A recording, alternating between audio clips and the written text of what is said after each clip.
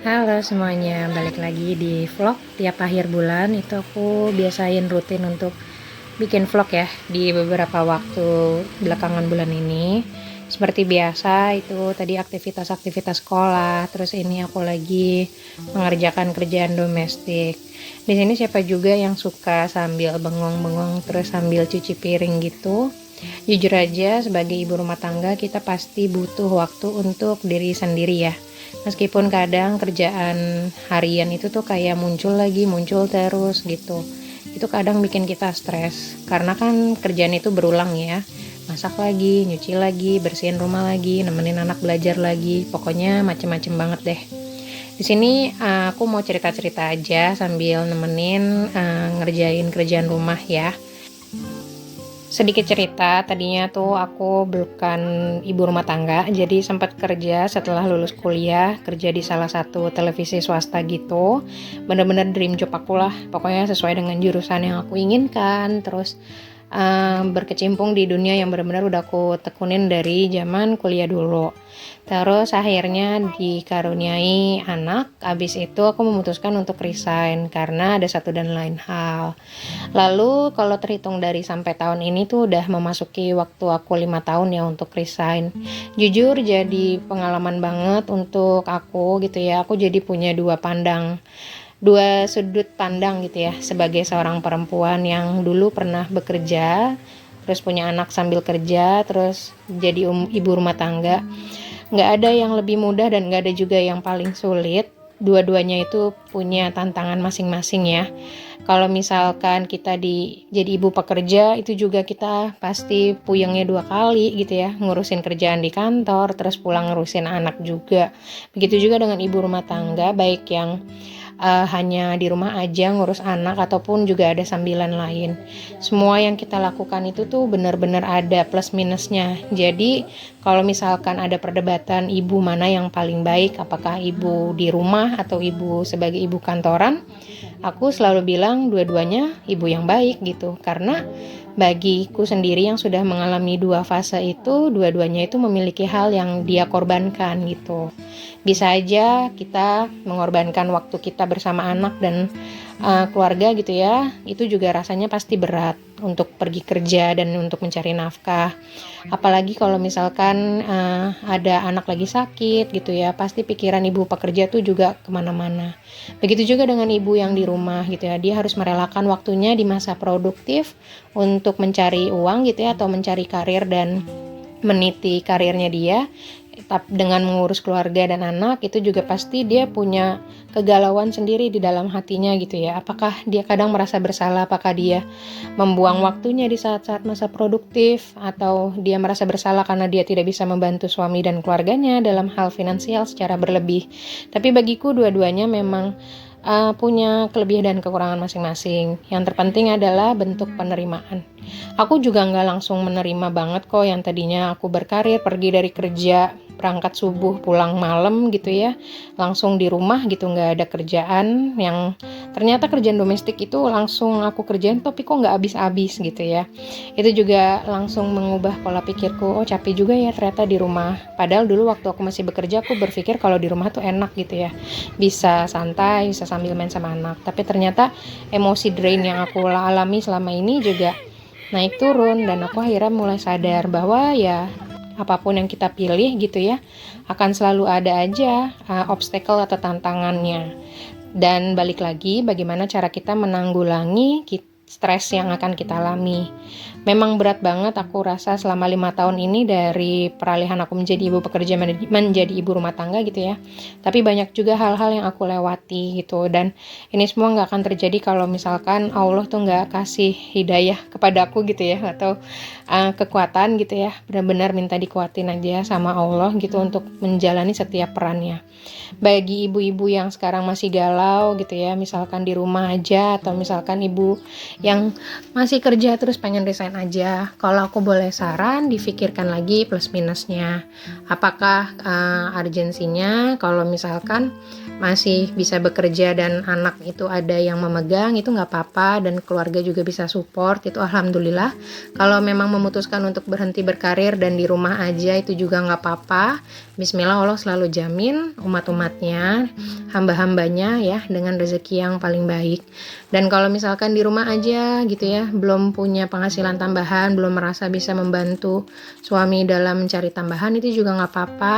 Doakan saja suami dan keluarganya, semoga lancar gitu ya pintu rezeki untuk dibukakan. Kalau kita selalu terus bilang dan memikirkan omongan orang-orang lain gitu ya, apalagi kalau omongannya itu muncul dari orang-orang terdekat kita gitu ya, seperti kerabat, teman, atau bahkan keluarga sendiri, itu jujur nggak akan habis-habis sih. Dan memang disinilah kita dituntut gitu ya untuk bisa mengelola stres. Maka dari itu aku selalu belajar untuk diriku sendiri gitu ya, beberapa ilmu yang menurutku tetaplah kita harus belajar ilmu baru meskipun kita udah ibaratnya udah nggak sekolah lagi gitu ya. Jadi 2 tahun belakangan ini aku mulai belajar soal mindful ya, dimana kita menemui perasaan kita secara sadar dan tidak menghakimi emosi itu baik atau buruk. Sebenarnya semua emosi itu kita akan selalu rasakan ya, baik itu emosi yang menggebu-gebu atau emosi yang bikin kita semangat, itu semuanya punya nama. Jadi kadang kalau misalkan aku lagi stres banget nih, aku benar-benar sadarin dulu aja gitu ya, aku lagi capek, benar-benar lagi capek karena banyak pikiran, dan aku bikin jurnal gitu, terus ngegambar atau misalkan bikin diriku nyaman diri aja gitu loh, maksudnya dengan menyadari oh ya aku sedang marah, aku sedang kecewa, aku sedang lelah.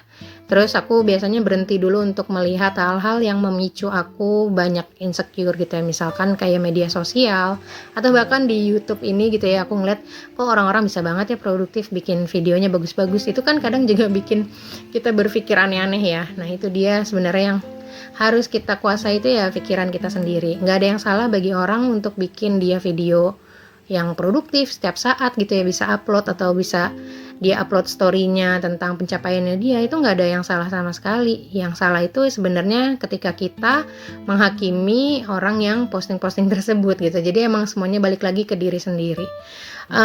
Apalagi ya, aku berusaha untuk mindful hampir 2 tahunan ini, dan itu benar-benar alhamdulillah banget bisa memilah stres yang aku akan kelola gitu ya, aku terima gitu ya.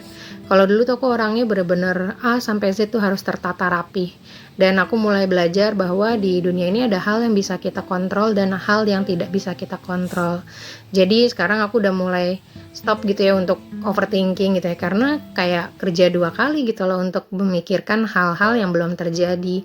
Misalnya kalau kita udah kepikiran, aduh besok mau masak apa ya, aduh besok harus gimana ya, padahal gitu kita masih di hari ini di pagi hari gitu, tapi kok udah mikir 5-7 hari ke depan, itu kayaknya capek banget gitu.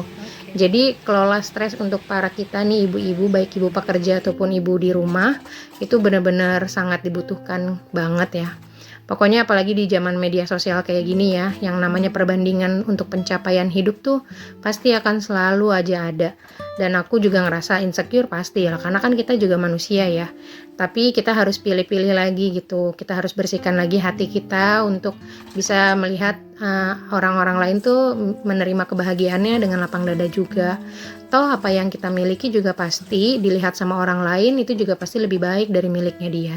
Kalau kata orang Jawa sih, hidup itu sawang sinawang ya, kita kan nggak pernah tahu apa yang dia lakukan selama ini sampai dia bisa ada di titik itu, dan apa yang mereka korbankan gitu.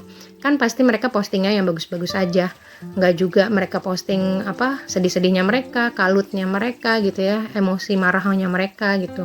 Karena sudah pasti framing media sosial itu meskipun dibilang itu secara real, tapi ada bagian-bagian yang pasti di-cut, pasti diedit, dan pasti juga nggak layak untuk diposting.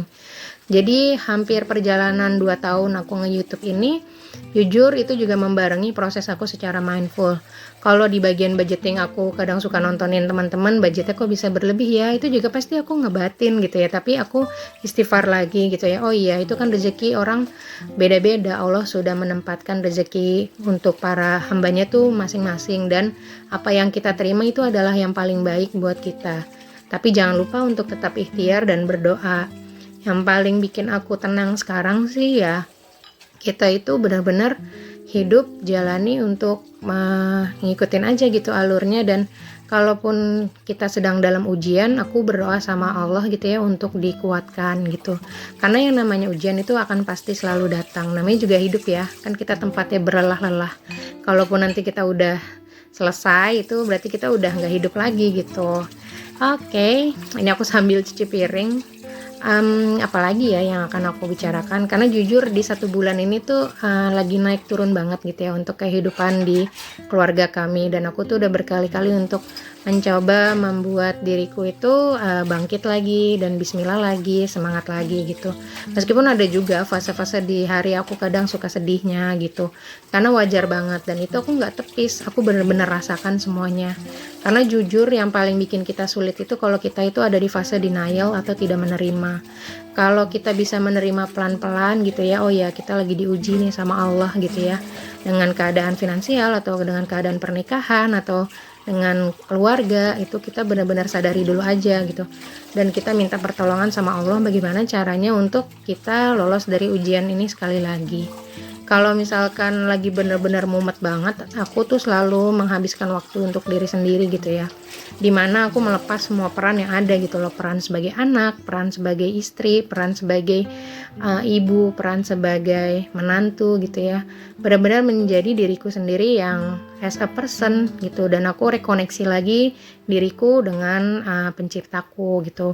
Kadang aku juga jalan-jalan gitu ya, habis nganter sekolah gitu kan ada waktu curi-curi sedikit me time, terus beli makanan kesukaan gitu ya, terus habis itu menulis apa yang aku rasakan gitu ya, semua rasa yang aku rasanya tuh nggak bisa aku bilang ke orang lain gitu ya, dan itu membantu banget untuk aku mengelola stres gitu. Kalau teman-teman bagaimana ini dalam mengelola stresnya, apakah punya cara-cara dan tips sendiri? Yang aku pelajari dari hidup mindful dan secara sadar ini yang kita rasakan ya, yang aku rasakan secara pribadi, aku jadi lebih tenang, dan semua hal yang kita lalui ini pasti akan berakhir, meskipun rasanya tuh kayak kita udah nggak kuat gitu ya, ini kapan sih gitu ya, tapi insya Allah semuanya pasti akan berakhir, karena pasti segala sesuatunya ya, segala sesuatu itu pasti akan berakhir. Di dunia ini ada awal dan ada akhirnya. Begitu juga ketika kita sedang sedih, pasti kesedihan ini akan berubah menjadi kebahagiaan.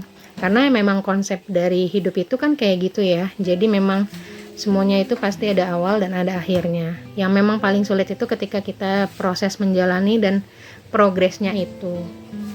Semuanya akan lebih mudah ketika kita hanya fokus kepada diri kita sendiri dan tidak melakukan perbandingan. Dulu aku juga kayak orang-orang kok gitu, maksudnya kayak membandingkan, itu hal yang sangat wajar karena kan kita manusia ya. Tapi aku pelan-pelan belajar gitu ya untuk fokus kepada diriku sendiri aja gitu, karena kita itu udah punya timeline dan lintasannya masing-masing gitu. Jadi kalau misalkan si A itu udah sampai di titik itu, kita juga akan sampai, tapi lintasan kita tuh belum ada gitu loh jalurnya ke sana. Tapi pasti suatu saat akan sampai.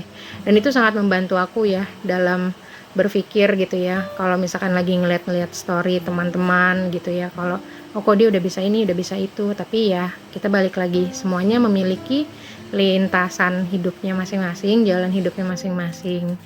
Oke, ini dia udah mulai mau di penghujung untuk video ya. Ini aku sekalian beres-beres gitu. Jadi untuk kalian para ibu-ibu, baik ibu baru dan ibu senior, aku mengucapkan untuk selalu bersabar dan coba untuk hidup lebih mindful lagi gitu. Jadi lebih sadar lagi dan embrace the moment, all emotions gitu ya. Jadi menerima semua perasaan yang kita rasakan gitu ya, jangan ditolak gitu, karena dengan kita menemui perasaan kita itu, kita jadi lebih mudah merangkul diri kita untuk bisa lebih kuat lagi menjalani kehidupan yang kalau dirasa tuh kok lelah banget ya setiap harinya. Oke, terima kasih ya udah dengerin vlog aku. kali ini dengan segala macam ocehannya. Aku harap hari-hari kalian selalu diberi kemudahan dan juga kebahagiaan. Sampai jumpa di video selanjutnya. Bye-bye.